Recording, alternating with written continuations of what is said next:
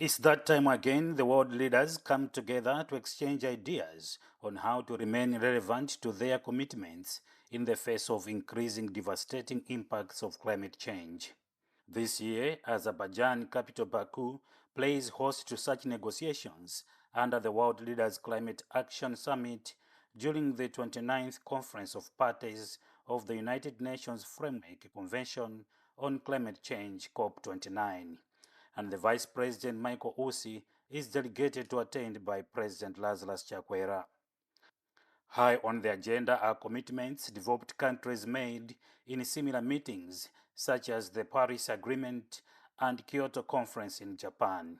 During the Paris Agreement, developed countries promised to provide $100 billion per year for climate action in developing countries.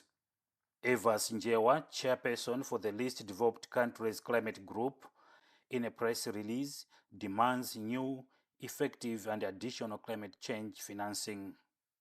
He argues that the least developed countries alone are in need of at least $1 trillion by 2030 to implement climate change tailored programs.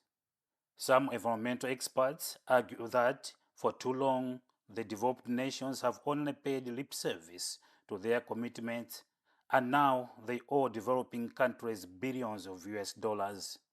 Principal Secretary in the Ministry of Natural Resources and Climate Change, Dr. Yusuf Nkungula, bemoans that there is a very strong reason to believe that this climate finance deficit will persist if the current commitment financing levels are anything to go by. We have seen a number of countries indeed withdrawing gradually because they have other priorities. But I think focusing on the Paris Agreement, we believe Malawi is in a better position to also access resources from different bilateral and multilateral donors or stakeholders.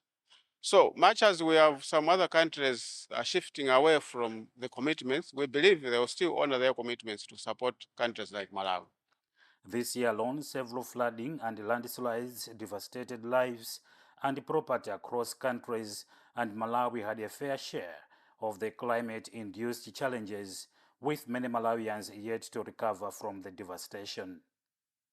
Meanwhile, the LDC chairperson proposes that the world must come up with a game-changing climate finance goal that matches the true scale of developing nations' needs.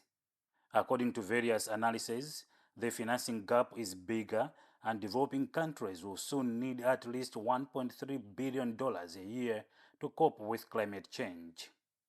To that end, countries are obliged under the Paris Agreement to agree to a new fund, and everyone at least agrees it should be bigger.